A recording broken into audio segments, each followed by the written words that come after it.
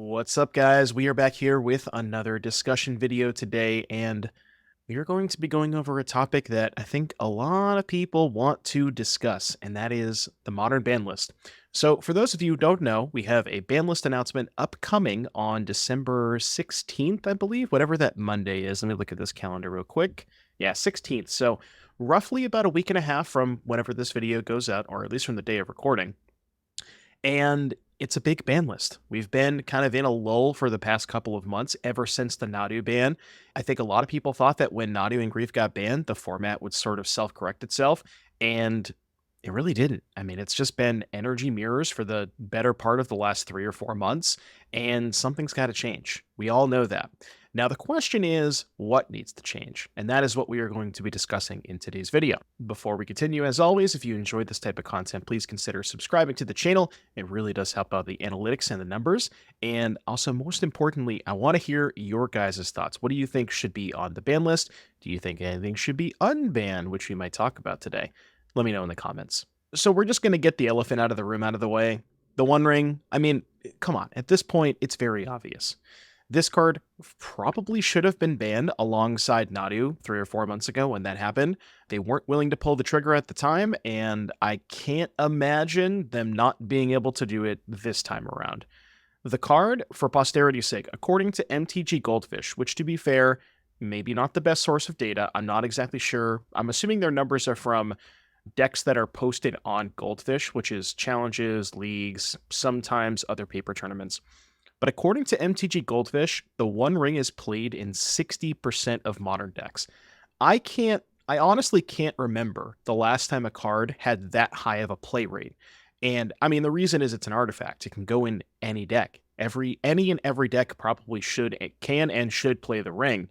And it just gets to these play patterns where it's like whoever draws more rings, or if you have ring and they don't, or whoever resolves the first ring.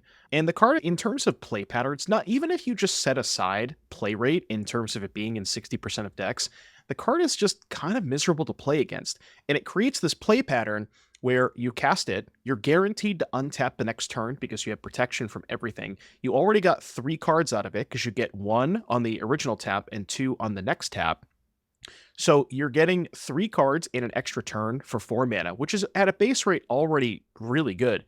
And the fact is, they just chain so well. You have some decks like Grinding Breach that are built in such a way to basically take advantage of the fact that they can just loop them over and over again. If the Grinding Breach player has an Emery and 2 rings in play, they can just cast it every single turn, and you're never going to be able to kill them. You have to be able to kill the Emery first, which, to be fair, a lot of decks can. But even setting aside the infinite looping with Emery and other ways to rebuy it, stuff like that, it's just the first ring is pretty likely to find your second one because you're drawing 3 cards. And if you have 2 taps with it, or you get an extra tap with it, that's 6 cards. So 6 cards is probably going to find you your second one. Your second one buys you more time. I lost a game in top 8 of an RCQ to Amulet where I thought I couldn't possibly lose, and they just cast 4 rings in the course of the next 4 turns. They amassed 12 cards, and lo and behold, they killed me. And it's stuff like that that I just think should not be part of the format. So for that, play pattern, play rate, all of these things combined, the One Ring should be banned for Modern, and I don't really think anybody is saying otherwise.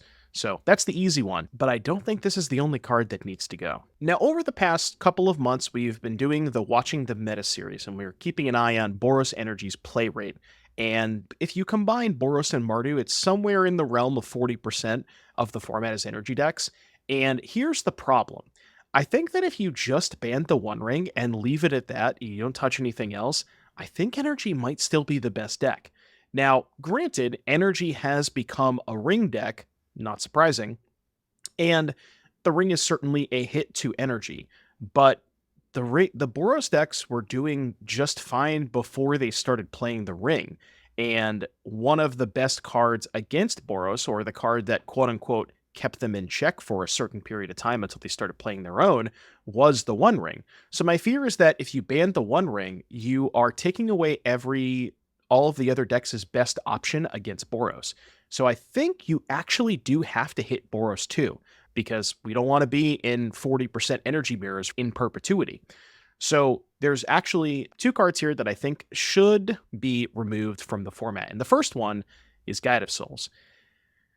It's kind of weird for me to be saying that a 1 mana Soul Sister 1/2 should get banned in Modern, but this card is just completely absurd. It is the energy generator. It combines so well with Ocelot Pride, where Ocelot Pride enters the battlefield, you gain a life. That gives you another cat at the end step for more energy. It just makes sure that you can keep flowing your energy. And you've probably played against the energy deck or had the pleasure of playing against energy before.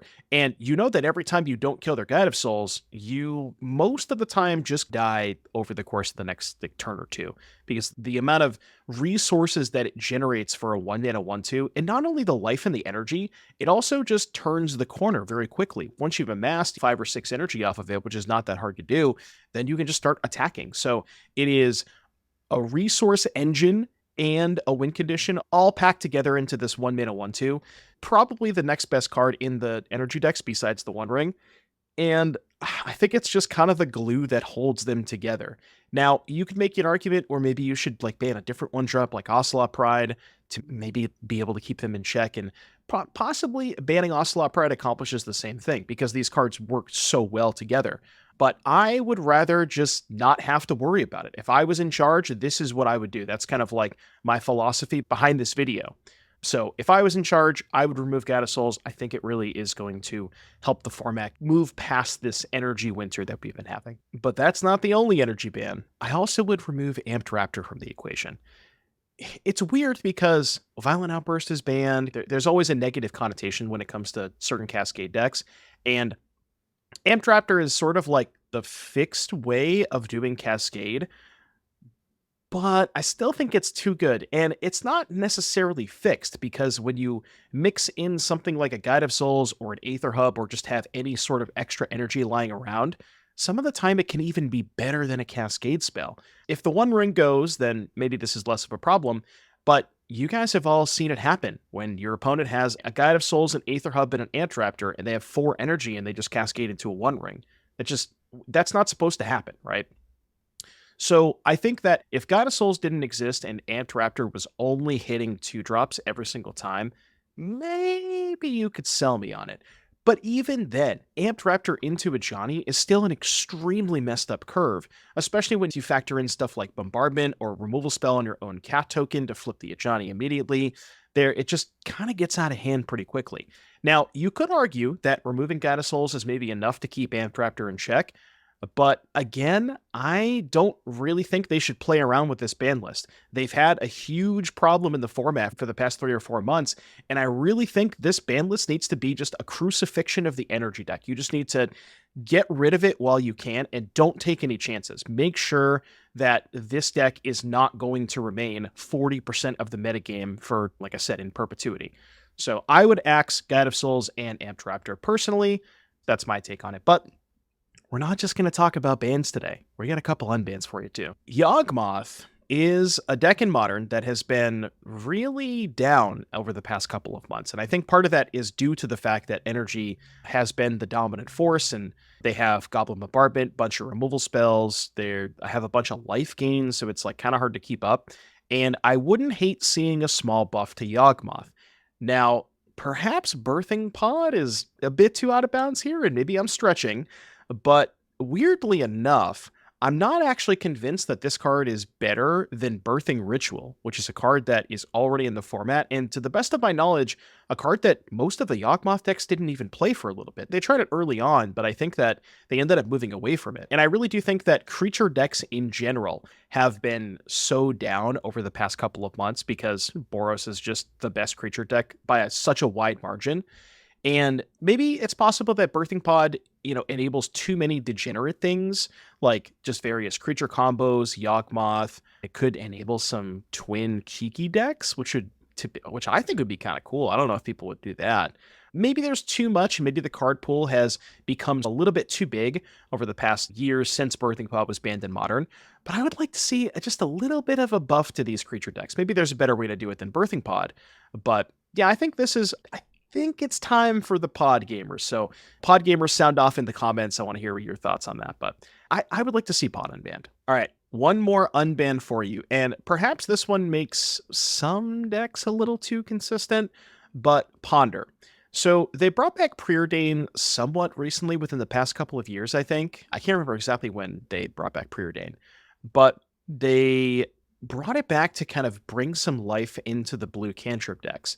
And I feel like it was almost synonymous where preordain got unbanned and then there was a huge uptick in Murktide. Now, I think what you should be aiming for a best deck in your format, I think Murktide is quite possibly one of the best options. Now, I'm not trying to tell you that Ponder would revitalize Izzet Murktide, but it would certainly make the blue-black versions with Oculus and Frog and all that stuff, would certainly make those decks a little bit better. Now, I'm a little bit skeptical of this because I think it might make the blue-black decks too consistent. It's another one mana cantrip. It digs very, very deep to try and find stuff like Oculus and things of that nature. You can also like reset the ponder where you ponder, keep one good card, thought scour the other two away. But I don't know. I think that blue decks need a little bit of a shot in the arm. And again, it's like if you're removing part of this is I think the only thing that they might do is ban the One Ring. Again, personally, I would get rid of Guide of Souls and Amped Raptor, but I'm trying to think of in the situation where they only ban the One Ring, what other cards could potentially come off to help other decks fight against Boros. So that's kind of what these two unbans are. It's not necessarily, I think all of these should happen at the same time per se, but these unbans are more of like, if they're only willing to remove the ring, what else should be done to help the other decks beat Boros? And I think Ponder is on that list of safe-ish cards, and I put safe in quotation marks, don't yell at me in the comments, that potentially could give the other decks some sort of consistency enabler or maybe some sort of tool to fight against Boros. And I think Ponder does that job pretty well. And that's it for today's video. Again, December 16th is going to be a huge day in the landscape of the modern format. We all know the One Ring is going. The big question is what else? And I want to hear from you guys. Let me know in the comments section down below. What else do you think is going to happen on the December 16th ban list? And with all of that, thank you all so much for watching. And until next time, adios.